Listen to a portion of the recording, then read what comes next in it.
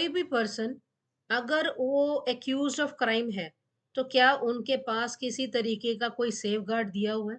यहाँ पर हम आज डिस्कस करेंगे आर्टिकल 20, जहाँ पर एक्यूज्ड पर्सन्स को प्रोटेक्शन दी गई है और बात करता है protection in respect of conviction for offences. यहाँ पर article 20 clause 1, article 20 clause 2, article 20 clause 3, ये 3 क्लॉजेस दिए गए हैं जहाँ पर एक्यूज्ड पर्सन को कॉन्स्टिट्यूशनल रेमेडी दिया गया है।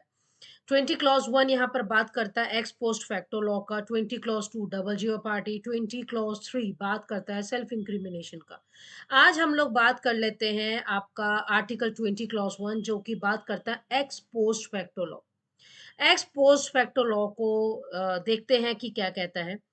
किसी भी पर्सन को आप कन्विक्ट, अगर जितना ऑफेंस आज उसने किया है, अगर उसकी टेक एन एग्जांपल, अगर कोई भी ऑफेंस बंदे ने किया है आज, अगर उसकी पनिशमेंट 6 महीने की है और अगर कल को लेजिस्लेचर इसको इंक्रीज करता है, तो इस बंदे को जो पनिशमेंट दी जाएगी वो 6 महीने तक की दी जाएगी।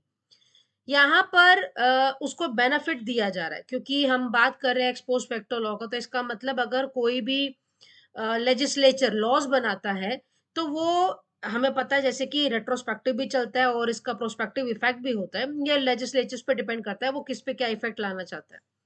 यहाँ पर कहता है कि अगर कोई भी क्रिमिनल आ रहा है, तो यहाँ पर रेट्रोस्पेक्टिव इफेक्ट नहीं होगा।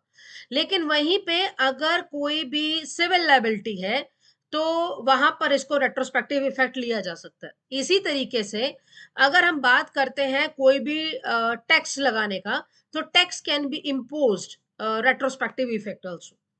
हम यहाँ पर दो केसेस के साथ एक्सपोज फैक्टर लॉ को डिस्कस कर लेते हैं। पहला केस आता है हमारे पास फरीद लूबा वर्सेस नीलाम बार का, जो कि 1967 में आया था।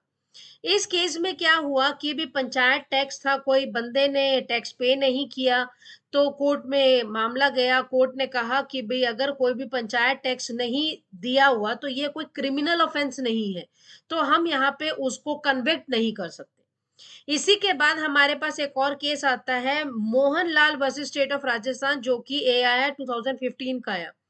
इस केस में क्या हुआ कि भी एक जो मतलब जो सिक्योरिटी गार्ड्स हैं, सिक्योरिटी गार्ड को मतलब पकड़ा गया क्योंकि इस बंदे ने सेक्शन 18 एनडीपीएस के तहत एक ऑफेंस किया, सेक्शन 457 आईपीसी में प्लस सेक्शन आपका 388 आईपीसी में इसको कन्विक्ट किया गया। अब यहाँ पे इस बंदे ने प्ली लिया कि ये जो मैंने इंसिडेंट मेरे से हुआ है, ये 12-13 की रात को हुआ है, जबकि एनडीपीएस एक्ट जो आया 1985 का वो 14 नवंबर को आया है।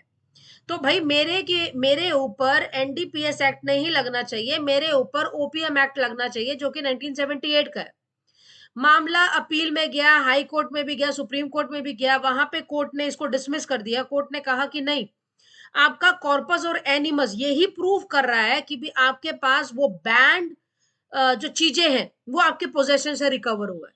तो कोर्ट ने यहाँ पर उसको लायबल कर दिया कि भी आप अगर कोई भी बैन चीजें, कोई भी अगर सीज चीजें हैं जिसको अगर कोर्ट लेजिस्लेचर मना कर रही है, अगर आप उसके पोजेशन में है, तो आपको उस चीज के लिए अरेस्ट किया जा सकता है। तो एक्स पोस्ट फैक्टो लॉ कहता है कि भी कोई भी प्रीवियस लॉज जो आज एग्जिस्टिंग में है, अगर उसके ऊपर कोई भी अमेंडमेंट आता है, तो जो पिछला आपके ऊपर था वही चलेगा।